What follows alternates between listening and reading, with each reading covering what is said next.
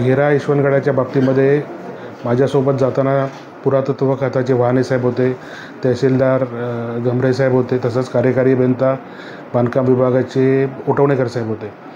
पाहणी केल्यानंतर असं लक्षात आलं की तिथे जो दगड वापरला होता किंवा बांधकामाकरता जे साहित्य वापरलं होतं हे थोडं म्हणण्यापेक्षा निकृष्ट दर्जाचं होतं आणि ते निकृष्ट दर्जाचं काम असल्यामुळे ढासळलं हे सत्य जरी असलं तरी भविष्यामध्ये त्याबाबत तिथे एक समिती गठीत करून तहसीलदारांच्या अध्यक्षतेखाली पुढील काम लवकरात लवकर सुरू होणार आहे आणि त्याच्याकरता तिथले स्थानिक जे कोण शिवप्रेमी आहेत आणि ज्यांना ह्या बांधकामा क्षेत्रामधली माहिती आहेत अशा लोकांची त्या समितीवर नेमणूक केलेली आहे.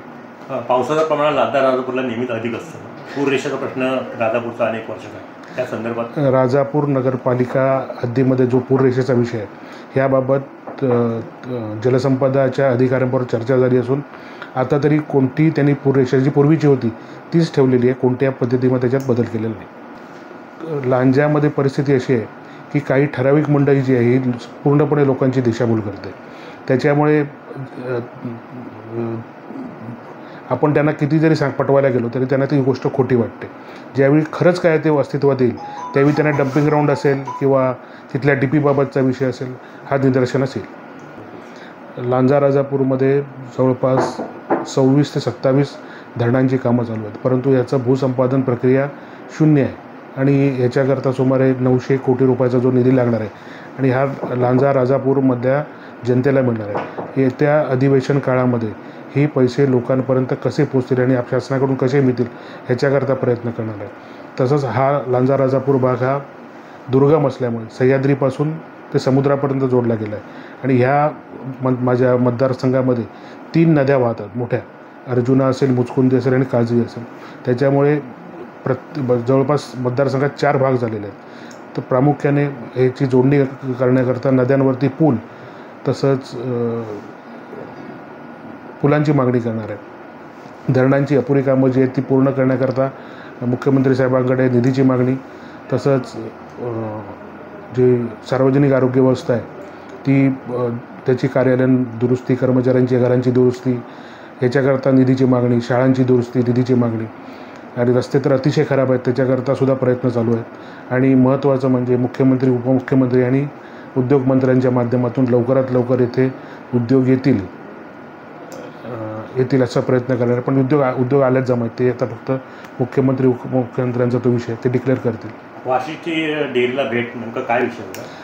वाशिष्ठी डेअरीला भेट देण्याकरता मुद्दाम गेलो. याचं कारण की लांजा राजापूर भागामध्ये बरेचशी लोक ज्यांच्याकडे म्हैस आणि गाय आहेत परंतु दूध संकलन ते करून वारणा किंवा कोल्हापूरसारख्या ठिकाणी पाठवतात आणि या ठिकाणी आपल्याला दर कमी मिळतो. तसंच रिजेक्शन देखील फार मोठ्या प्रमाणात आहे. याच्याकरता दूध संकलन एकत्र करून हे दूध आपण वशिष्ठीला चांगल्या दरामध्ये देण्याकरता तसेच लोकांना गाई म्हशी कसे देता येईल ह्याच्याकरता एक चर्चा करण्याकरता मी प्रशांत यादव साहेबांची भेट घेतली. तसंच त्यानंतर माननीय चोरगे सरांची भेट घेतली आणि त्याच्या पद्धतीत आपण एक येत्या काही दिवसामध्ये आराखडा तयार करतो आहे. त्याच्याकरता मला गणेश लाकण असतील, मुन्ना खामकर असतील, जिल्हा बँकेचे संचालक यांची मदत घेतली. माचाळकरता टोटल जवळपास 10 कोटी रुपये मंजूर झालेले आहेत, परंतु शासकीय जमिनीची उपलब्धता नसल्यामुळे या ठिकाणी आपण पर्यटकांना ज्या सोयीसुविधा करून दिल्या पाहिजेत ह्या देऊ शकत नाही आहे.